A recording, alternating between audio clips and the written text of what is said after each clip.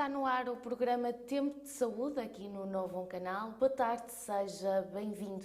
Na minha companhia tenho o Dr. Dinis Carmo, o doutor residente, digamos, deste programa Tempo de Saúde. Boa tarde, doutor. Olá, Fátima, boa tarde também aos telespectadores. Hoje iremos falar do tórax, mais precisamente das lesões do tórax, não é verdade? É verdade, olha, vamos continuar a descer no corpo humano. Pode ser que o nosso exemplo influencie o preço do petróleo, de maneira que depois de termos falado do crânio, da face e do pescoço, o que se segue a seguir é o tórax. De maneira que isto é assim, como o nosso povo diz que não há duas sem três, aquilo que eu tenho a dizer em geral acerca das lesões do tórax, uma vez mais, é que elas também não fazem parte da área primária de atuação do ortopedista. Portanto, eu até me está a dar uma certa vontade de rir, porque estou a imaginar os telespectadores lá em casa a pensar assim, bem, ele diz que não trata do crânio, não trata da face, agora é o tórax, mas afinal de contas o que é que ele faz? Mas fala de tudo isto neste programa, portanto, algo nos tem a dizer em relação ao tórax? Ora bem, tenho, porque há um assunto que eu realmente não podia deixar de passar em branco, e por três razões. Primeiro, porque são uma das lesões mais frequentes do corpo humano. Sim. Depois, porque são muito pouco compreendidas por parte das pessoas, que lhes faz muita confusão o tratamento ou até a ausência de tratamento que é feito em alguns casos, o próprio diagnóstico. E depois porque, no fundo, envolve os ossos que, como toda a gente sabe, com algumas exceções, são uma menina dos olhos dos ortopedistas. Claro. E a que é que eu me estou a referir? Concretamente, estou-me a referir às fraturas das costelas. Que, Aí já irá para o ramo dos ortopedistas? Ora bem, nem por isso, porque o que acontece é que a maior parte das fraturas das costelas em si não tem tratamento, ou pelo menos não tem tratamento específico, tem tratamento sintomático. Eu vou pedir à produção para passar o nosso primeiro slide, onde se pode ver que as fraturas das costelas são realmente das lesões mais frequentes do corpo humano, porque infelizmente causas não faltam, desde os acidentes, sejam eles domésticos, de trabalho, de viação. Desportivos. Neste momento desportivos, neste momento também temos a guerra. Sim. Quer dizer, as lesões do tórax são das lesões mais frequentes e mais letais num teatro de guerra. E depois, naturalmente, que também não é indiferente, digamos, a idade da pessoa e outras comorbilidades que iremos falar. Mas o grande problema das fraturas das costelas, e é por isso que o ortopedista não é, digamos, o médico tratante principal. Eu aqui, quando digo tratante, não estou a pensar em nenhum ministro em particular. Mas é um influenciador no tratamento. Exato. É um agente. É um agente, porque eu, como estava a dizer, eu quando disse que não era o principal médico tratante, não estava a pensar em nenhum ministro em particular, mas estava a usar o termo no sentido de ser o principal médico que trata. Porque o problema principal das fraturas das costelas não são as fraturas em si, mas as lesões dos órgãos internos que podem estar associados a elas. Claro. Portanto, nomeadamente dos pulmões, como se compreende, mas no caso da lesão ser do lado direito, também do fígado, no lado esquerdo, o baço, e também podem ser atingidos os rins dos dois lados. E aí a situação já E aí a situação pode-se efetivamente complicar muito. Mas para facilitarmos, digamos, a compreensão, eu vou pedir à produção que passe o nosso segundo slide, onde as pessoas podem ver que as fraturas das costelas podem ser divididas em unilaterais ou bilaterais e mais ou menos 3 ou 4 costelas partidas. Portanto, o que é que isto quer dizer? É que não é indiferente se a fratura das costelas é só de um lado ou dos dois lados e se as costelas partidas são mais que 3 numa pessoa já de uma certa idade ou 4 numa pessoa mais nova. Portanto, não é igual a pessoa partir 3 ou 4 costelas ou mais do que 3 ou 4 costelas. E o que é que implica isso, doutor? Olha, o que implica é que, naturalmente, quer dizer, quanto maior for o número de costelas partidas, isso indica, por um lado, que o traumatismo foi mais violento e, portanto, é maior a probabilidade da pessoa ter lesões dos órgãos internos. E, sobretudo, se a fratura for dos dois lados, que era uma coisa que antigamente, quando não havia cintos de segurança nos automóveis, ou eles não eram obrigatórios, era muito comum, quer dizer, as pessoas tinham um choque frontal e batiam com o peito no volante do carro, o que fazia com que eles partissem as costelas dos dois lados. E isto dava origem a uma situação, ou dá origem a uma situação de perigo de vida, portanto, muito importante, porque em que isto tecnicamente chama-se um volet, portanto, é uma palavra, como se compreende, de origem francesa, mas que é utilizada em Portugal para descrever esta situação e que, no fundo, descreve uma situação em que há um movimento paradoxal do tórax, porque nós sabemos perfeitamente que quando respiramos normalmente, portanto, as costelas alargam, as costelas abrem, portanto, o peito incha e o ar entra dentro dos pulmões. Quando nós expiramos, passa-se exatamente o contrário.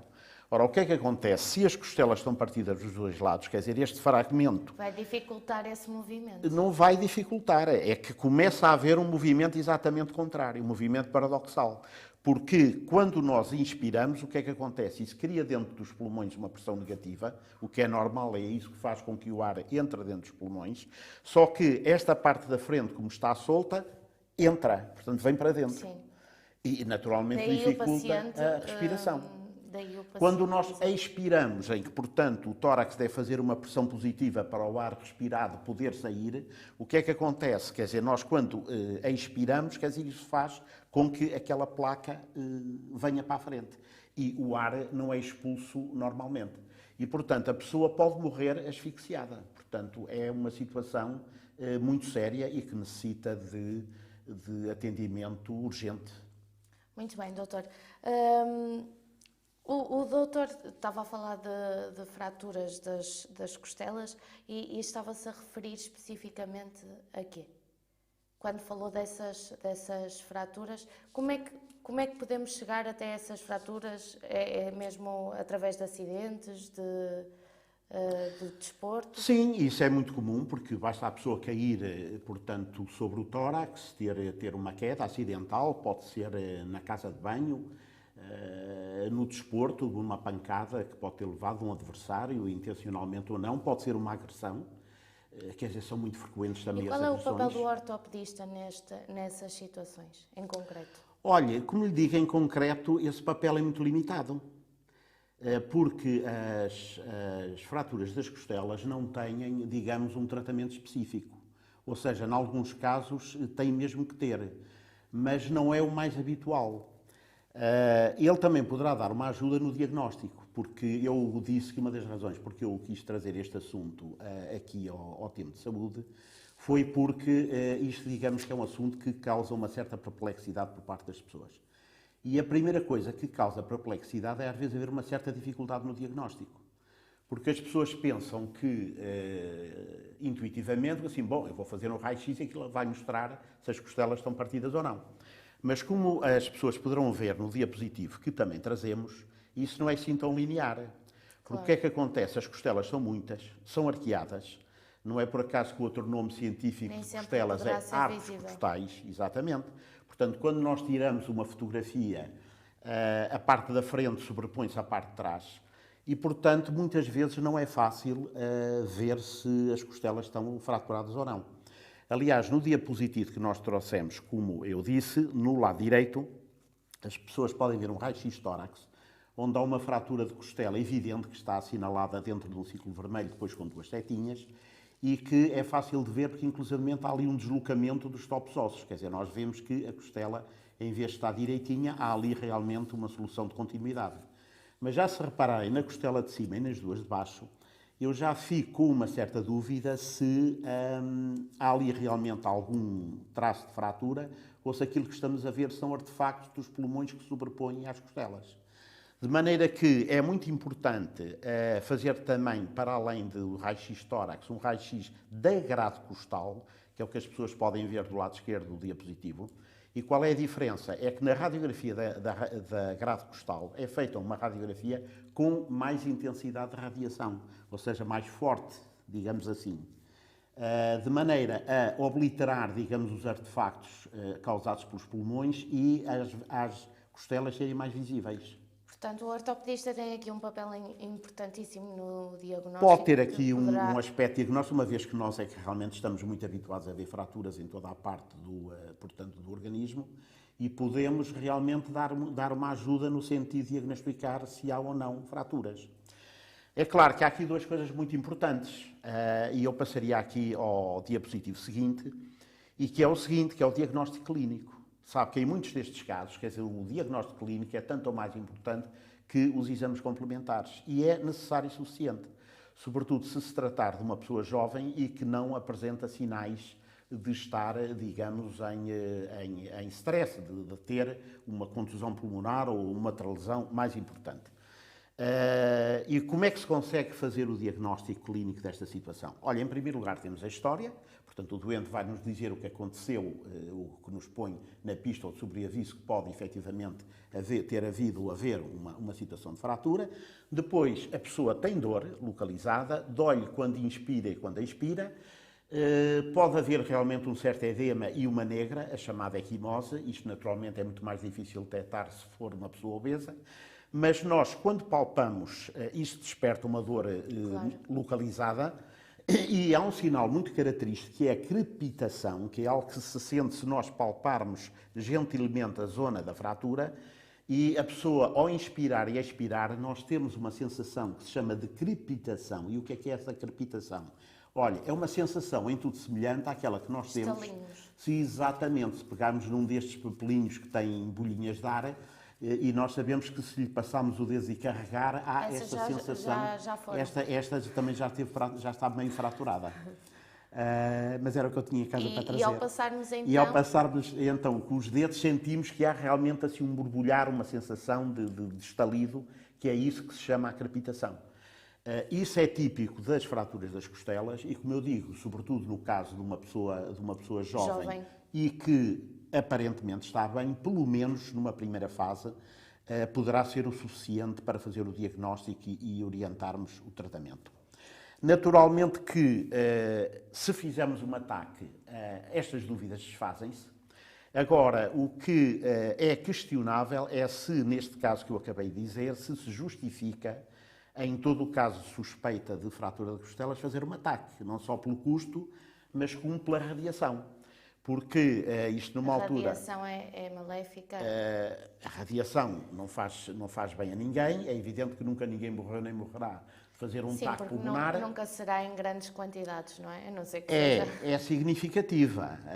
Não, mas uma pessoa ao longo da sua vida, esperemos que não o faça vezes consideráveis para pôr em risco a sua própria vida, não é? Ora bem, eu penso que realmente é capaz de ser um bocadinho difícil, mas eu acho que isso cada vez está mais perto de acontecer, não é? Porquê? Porque, como nós já falámos aqui várias vezes no programa, a pessoa aquilo dói-lhe um dedo e quer um taque. Sim. Está a ver a ideia? Mas também já falamos aqui neste programa que depende do médico passar-lhe esse taque ou não. Naturalmente que sim, eu acho que realmente a responsabilidade final é efetivamente do médico, porque ele é que é o profissional. Agora, nós também já aqui dissemos de que há realmente uma grande pressão para que isso aconteça. Sim. E muitas vezes não só uma pressão por parte dos médicos, mas inclusivamente, digamos, a pressão que cada vez se sente mais por motivos médico-legais, que embora evidentemente nós ainda estejamos muito longe dos Estados Unidos, mas já não estamos como nós estávamos há 40 anos atrás. E depois, às vezes, até as próprias seguradoras são elas próprias que querem exames complementares para, digamos, ficarem bem no papel, justificar diagnósticos que, no fundo, muitas vezes são clínicos. Portanto, eu, acerca deste assunto, queria só lembrar às pessoas que um ataque pulmonar tem nada mais, nada menos do que 70 vezes mais radiação do que uma simples radiografia de tórax. Portanto, repare que não é uma coisa negligível. Okay? É uma diferença enorme. Há uma diferençazinha, pronto. Já no que diz respeito à ressonância, a ressonância não tem radiação, portanto a ressonância é magnética, portanto não há radiações na ressonância, mas como nós também já aqui dissemos no programa várias vezes, a ressonância magnética não é o exame de eleição para o diagnóstico de fraturas e outras lesões ósseas, como sejam bicos de papagaio, espondilose, aquelas alterações relacionadas com as artroses. A ressonância magnética pode-se justificar, e é por isso que nós a trazemos aqui, no caso das tais lesões internas que podem estar associadas, digamos, às fraturas das costelas. E o doutor traz-nos aí também uma esponja. Olha, eu trago aqui uma esponja pelo seguinte, que é para exemplificar algo muito importante. E que é o seguinte, como eu acabei de dizer, o grande problema das fraturas das costelas são as possíveis lesões associadas. Elas podem ser as contusões pulmonares, as atelectasias. O que é a atelectasia? A atelectasia são aquelas bolsinhas de ar do pulmão, ou seja, as cavidadezinhas que estão no pulmão. Eu trouxe isto porque realmente o pulmão pode ser muito facilmente comparado a uma esponja. Portanto, nós temos uma trama estrutural e depois temos as cavidadezinhas onde entra o ar. Essas cavidades chamam-se os alvéolos, e a atelectasia é um nome para uma situação em que esses alvéolos, ou sejam, essas cavidades onde o ar está, onde está o ar, colapsa. E, portanto, se elas colapsam, a pessoa deixa de poder respirar. Sim. Portanto, isso é que é a atelectasia. Na contusão, pode haver uma contusão, pode haver um hematoma, portanto, o próprio pulmão pode ficar banhado em sangue. E isso, naturalmente, que também é muito mau, porque se isso acontece naturalmente, que também a pessoa, pelo menos daquela parte que está afetada, também não pode respirar.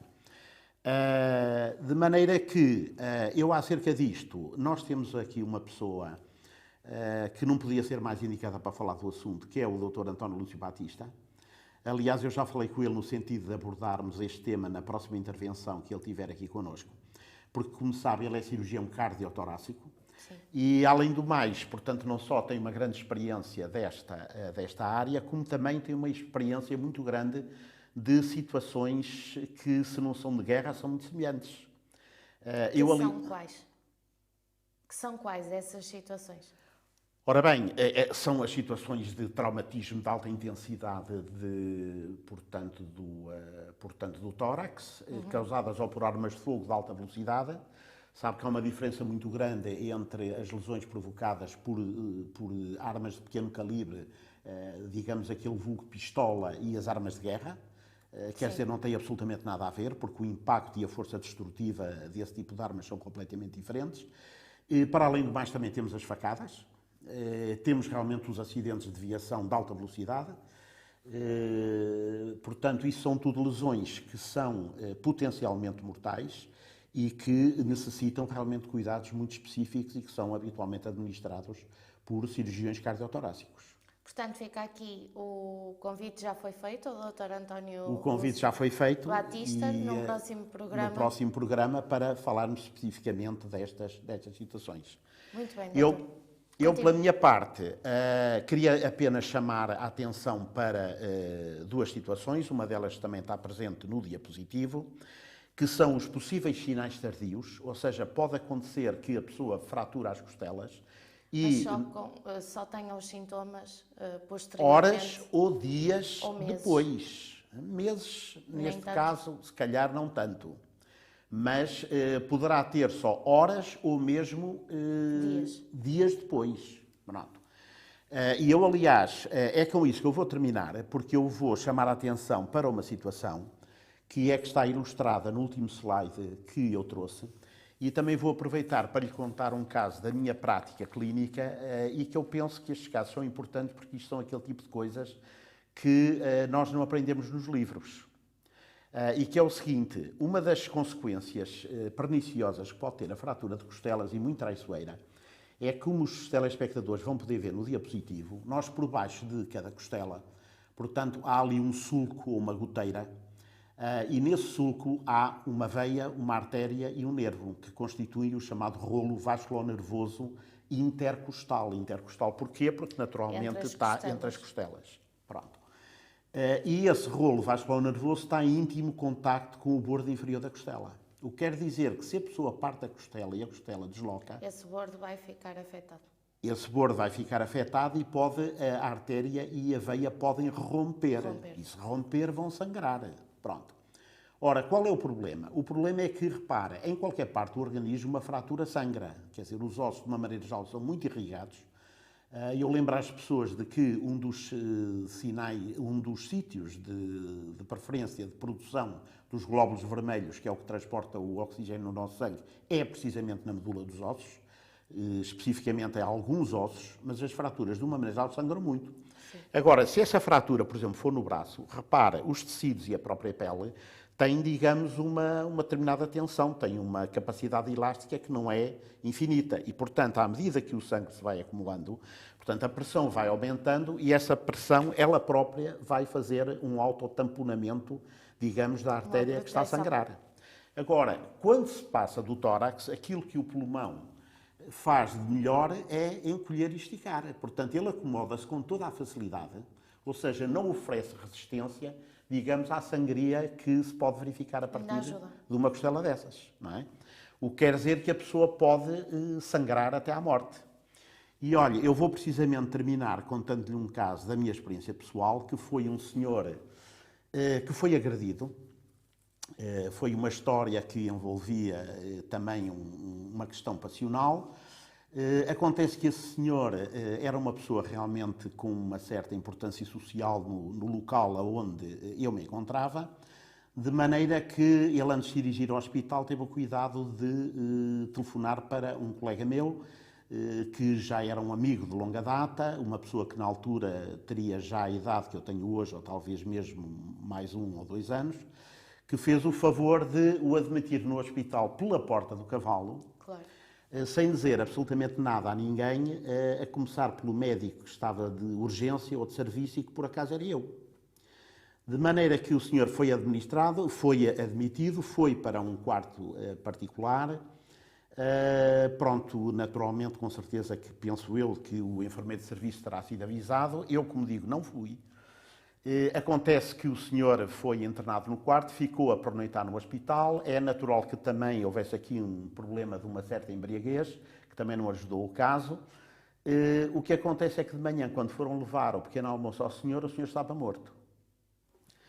E isto fez com que eu, por imposição do senhor doutor juiz da comarca, do local onde este facto se verificou, e que na altura também era um jovem cheio de entusiasmo, aliás, ele teria mais ou menos a minha idade, nós fomos contemporâneos, aliás, na cidade de Coimbra, e que exigiu que fosse feita uma autópsia.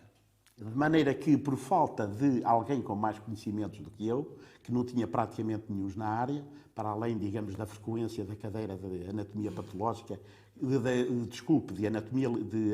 medicina legal, que fui obrigado a fazer, e também, naturalmente, que assisti a muitas autópsias na anatomia patológica, eu fui obrigado a fazer a autópsia. Foi, aliás, a primeira e a última que fiz, graças a Deus, porque não é propriamente, digamos, algo de muito bom, não é propriamente, digamos, aquilo que me desperta mais entusiasmo. E aquilo que nós podemos verificar é que ele tinha realmente o tórax completamente cheio, com litros de sangue, devido precisamente a essa hemorragia incontrolável da fratura da costela. Portanto, estes, digamos, são os cuidados que nos oferecem estas situações. Quanto ao mais, na grande esmagadora maioria dos casos, digamos, isto é uma lesão cuja importância é muito limitada, mas acerca disso iremos falar no próximo programa. Combinadíssimo, doutor. Já passamos o tempo que tínhamos previsto. Muito obrigada pela sua presença e aproveito para lhe desejar uma feliz Páscoa. Igualmente para si, muito obrigado. Foi este o programa Tempo de Saúde aqui no Novo Canal. Tenha uma boa tarde, o resto de uma boa semana e desejo-lhe a si também uma boa Páscoa.